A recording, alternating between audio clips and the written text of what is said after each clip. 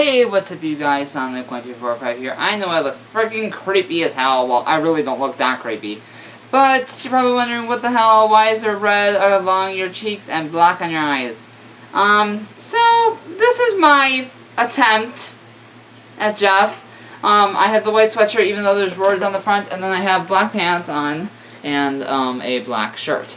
I was going to change into a full black shirt, but, I didn't want to ruin my lipstick and, so literally, the lipstick on my, the stuff on my lips is actually lip gloss, and then the red and the black around my eyes is really just paint. I mean, I didn't do this, but my brother did, and we didn't really have a good picture because we were all, well, I was more freaked out by it. I have this knife, it's plastic, see? This is actually my brother's Minecraft Nurture 230s. I took it and I put red Sharpie all over it, and actually once I actually went like this, and actually I just did it there. There's actually red actually on here, so apparently this is not completely dry. So this is number one, a failed attempt. I almost said her name. You know who you are. I'm sorry. And Jeff, if you are watching this, I believe in this stuff, so yeah. Jeff, if you're watching this, I am so sorry. But yeah. Alright, so as you guys know, I told you that I would be reading Creepypasta Origins on Quotive, and if you guys want to read the story, there's a link in the description below. I think actually from now on, I'm actually going to be putting the books first, and then all the links. Yeah. The second link, of course, will be Tyler's channel. His channel apparently got changed, but whatever. Okay, so, Jeff the Killer. So I'm going to be reading his story. I'm not going to be reading in the dark because you wouldn't be able to see me. I probably look more freaky. I did not paint my whole face white because I would have to take an hour-long shower to get everything off. So, let's get this over with. Jeff the Killer. After weeks of unexplained murders, the ominous unknown killer is still on the rise. After little evidence has been found, a young boy states that he survived one of the killer's attacks and bravely tells his story. I had a bad dream. I woke up in the middle of the night, says the boy. I saw that for some reason the window was open, even though I remember it being closed before I went to bed. I got up and shut it once more. Afterwards, I simply crawled under my covers and tried to get back to sleep. That's when I had a strange feeling like someone was watching me. I looked up and nearly jumped out of my bed. There, in the light ray of sun, in the little ray of light illuminating from between my curtains, there were a pair of two eyes. They weren't regular eyes, they were dark, ominous eyes. They were bordered in black. Just plain out terrified me. That's when I saw his mouth, a long, horrendous smile that made every hair on my body stand up. The figure stood there, watching me. Finally, after what seemed like forever, he said it. A simple phrase. But said it in the only way a madman could speak. He said, "Go to sleep." I couldn't do a Jeff voice. I let out a scream. That's what sent him at me. He pulled up a knife. Where did I put that knife?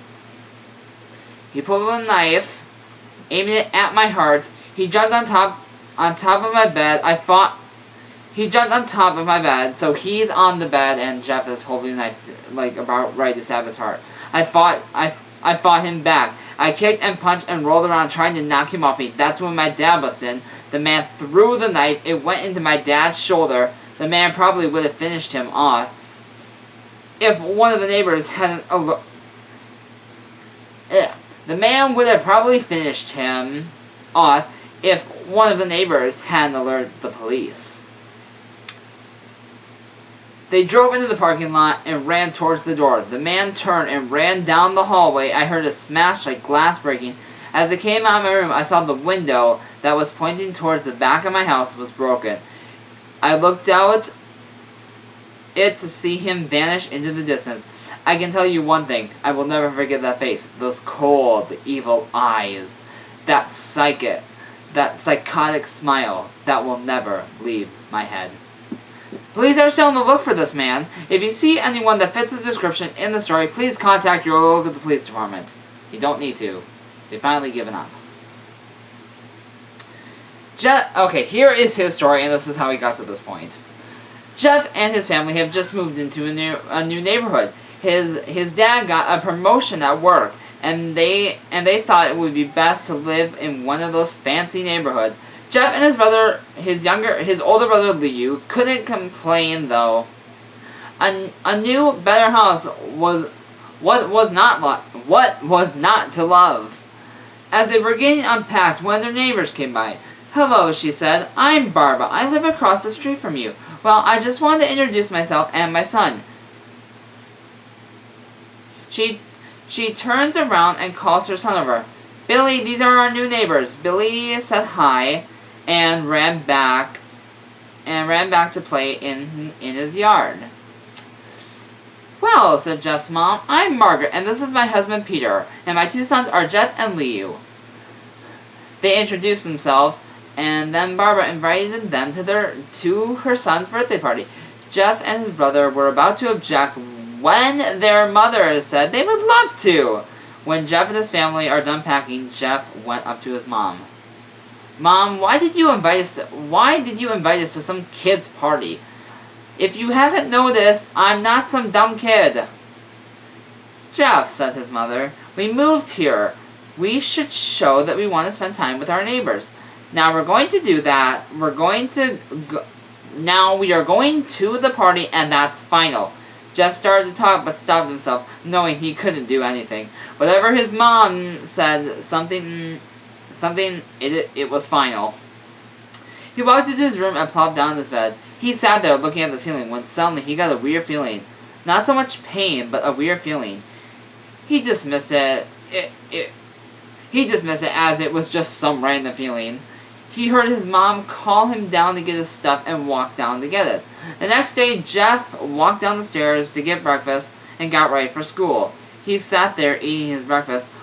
Once again, he got that feeling. This time it was stronger. It gave him a slight tugging pain, but once again, he dismissed it. As Liu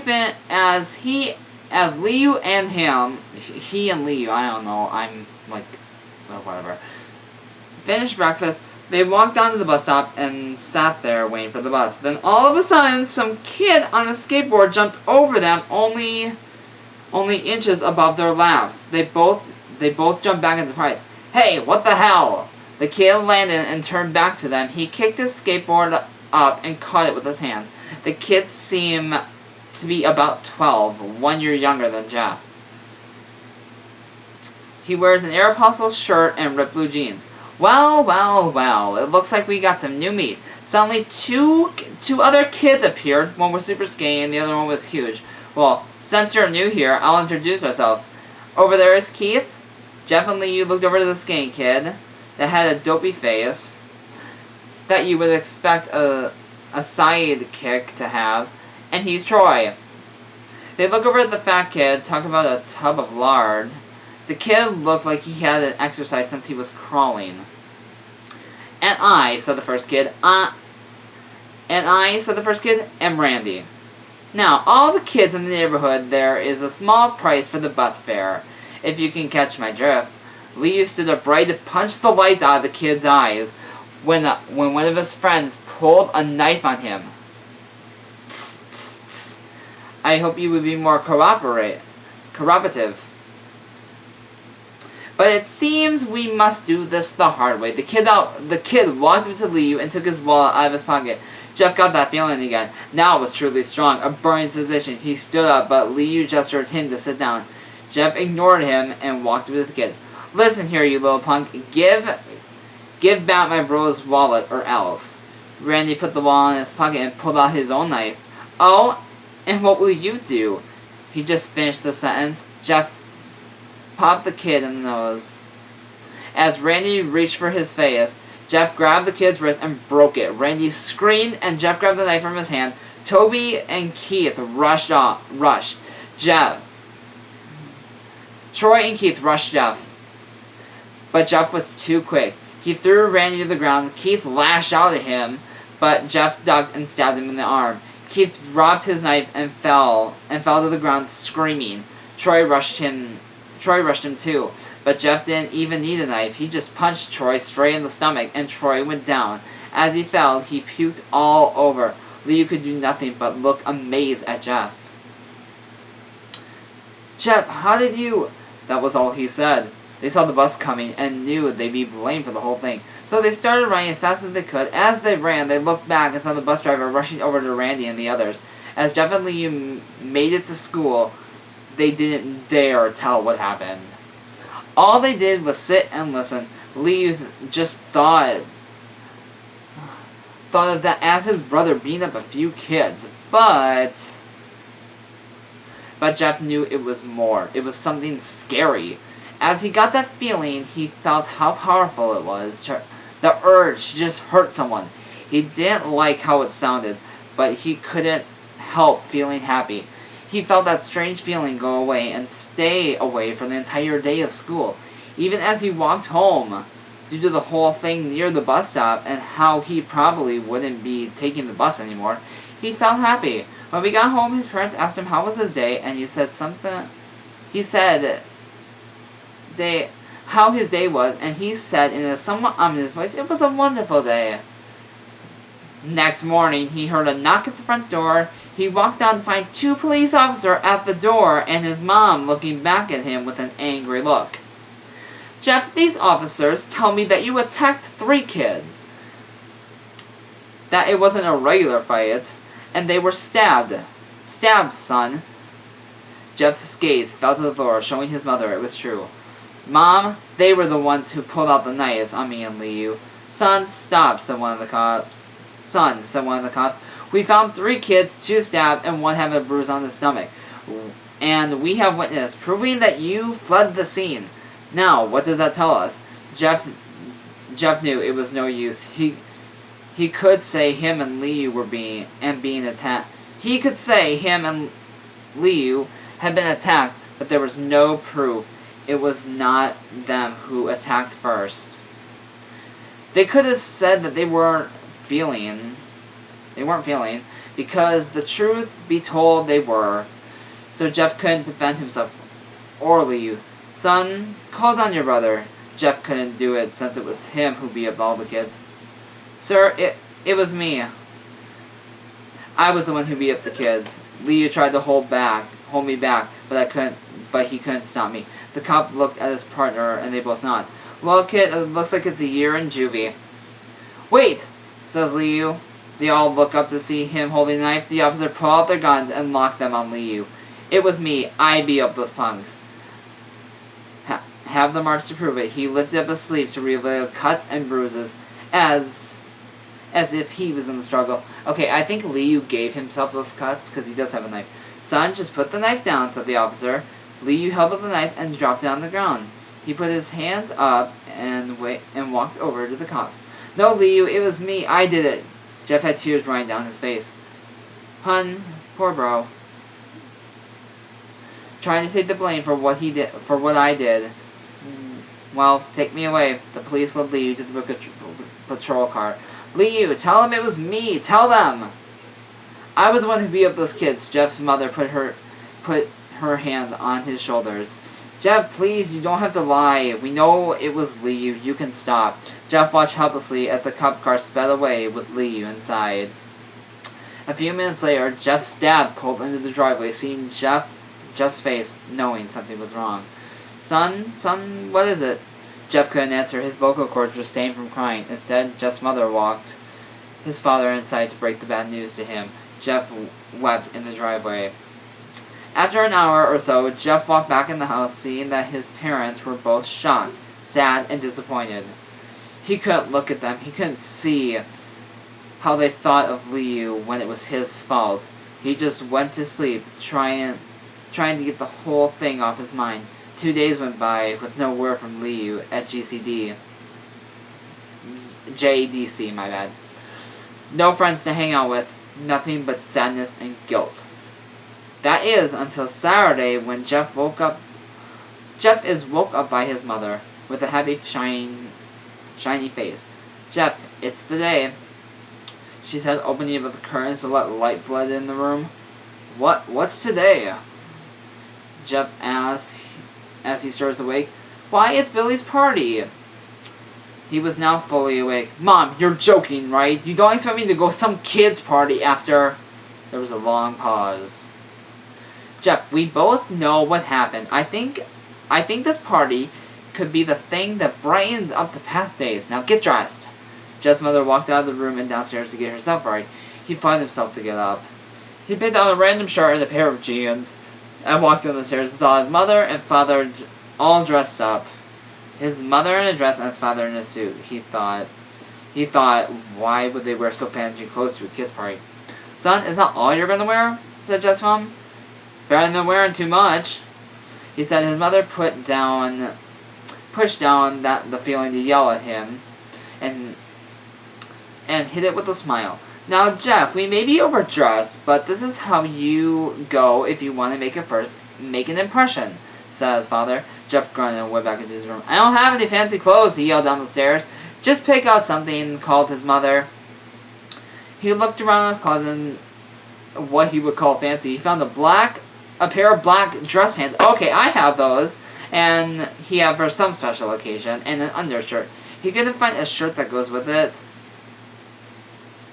Though. He looked around and found only striped patterned shirts, none of which go with dress pants. Finally, he found a white hoodie and put it on. You're wearing that? They both said. His mother looked at her watch. Oh no, time to change. Oh no, time to change. Let's just go.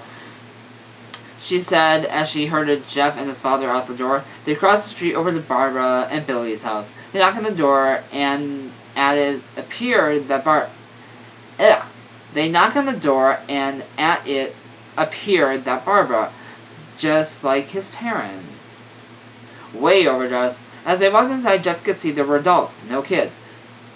The kids are out in the yard, Jeff. How about you go meet some of them, said Barbara. Jeff walked outside to a yard full of kids. They were running around wearing cowboy costumes and shooting each other with plastic guns. He might as well be standing at Toys R Us. Suddenly a kid came up to him and handed him a toy gun and a hat. Hey, wanna play? He said. No kid, I was way too old for this stuff. The kid looked at him with that weird puppy dog face. Please, said the kid. Fine, said Jeff. He put on the hat and started to pretend shoot kids. At first, it was totally ridiculous, but then he started to actually have fun. It might have been super cool, but it was the first time he had done something that took his mind off Liu. So he played with the kids for a while until he heard a noise, a weird rolling noise. Then it hit him. Randy, Troy, and Keith all jumped over the fence on their skateboards. Jeff dropped the fake gun and ripped off the hat. Randy looked at Jeff in burning hatred. Hello, Jeff, is it? He said. We have some unfinished business. Jeff saw his bruised nose. I think we're even. I'll beat the crap out of you. And you get my brother sent to JDC. Randy got an angry look in his eyes. Oh no, I don't go for even. I go for winning. You may have kicked our asses the other day, but not today. As he said that, Randy rushed after Jeff. They both fell to the ground, Randy punching Jeff in the nose. Jeff grabbed him by the ears and headbutted him. Jeff pushed Randy off him, and they both rose to their feet. Kids were screaming, and the parents were running out of the house. Troy and Keith both pulled guns out of their pockets. No interrupts, or guts will fly, they said. Randy pulled a knife on Jeff and stabbed him in the shoulder. Jeff screamed and fell to his knees. Randy started kicking him in the face. After 3 kicks, Jeff grabbed his foot and twisted it, causing Randy to fall to the ground. Jeff stood up and walked towards the back door. Troy grabbed him. Need some help? He picks Jeff up by the back of his collar and throws him through a patio door. As Jeff tries to stand up, he is kicked down to the ground. Randy repeatedly starts kicking Jeff until he starts to cough up blood. Come on, Jeff, fight me! He picks Jeff up and throws him into the kitchen. Randy sees a bottle of vodka on the counter and smashes the glass over Jeff's head. Fight! He throws Jeff back into the living room. Come on, Jeff, look at me! Jeff glances up with a face riddled with blood. I was the one who got your brother sent to JDC, and now you're just gonna sit here and let me and let him rot in there for a whole year? You must be ashamed. Jeff starts to get up.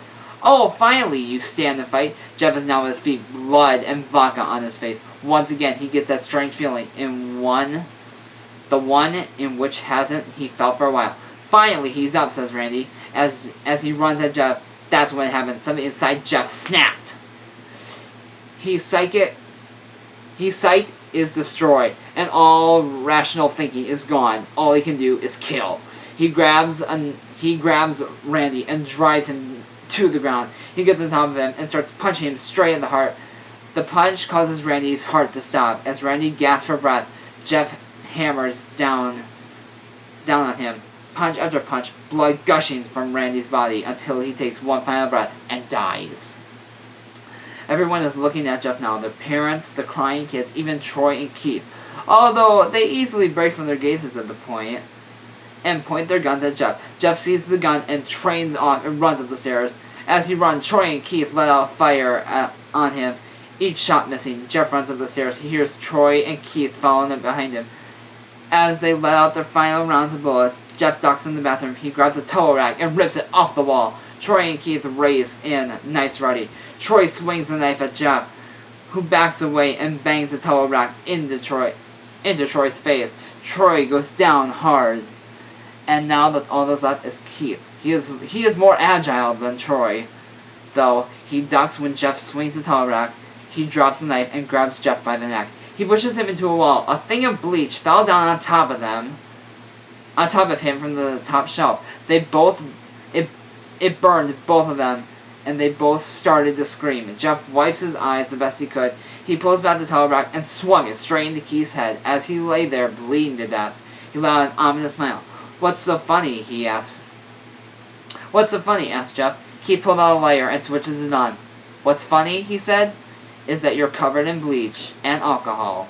Jeff's eyes widened as Keith threw the lighter at him. As soon as the flame made contact with him, the flames ignited the alcohol and the vodka.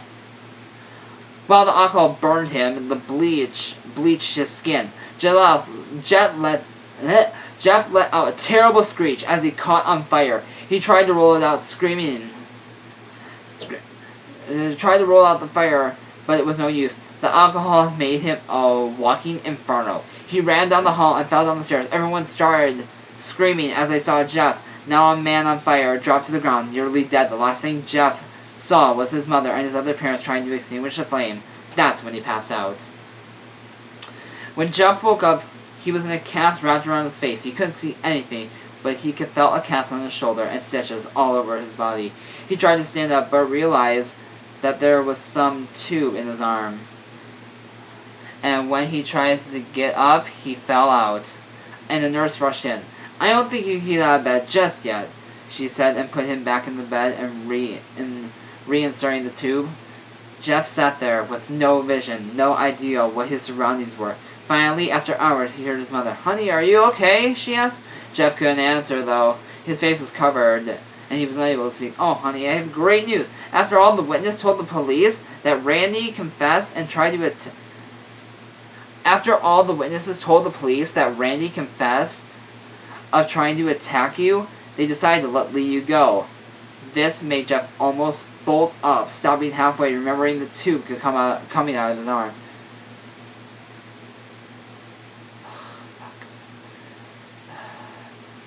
"He'll be out tomorrow, and then you two will be able to be together again." Jeff's mother hugs Jeff and says her goodbye. The next couple of weeks were those, and Jeff visited his family. They came back the day the bandages were to be removed. His family were all there to see it. What he looked like as the doctor unwrapped the bandages from Jeff's face, everyone was on the edge of their seats. They waited until the last bandage holding the cover of his face was almost removed. Alright, I just stopped this video here because I gotta charge my camera, but I will try to find my other camera. So yeah, come back for part 2.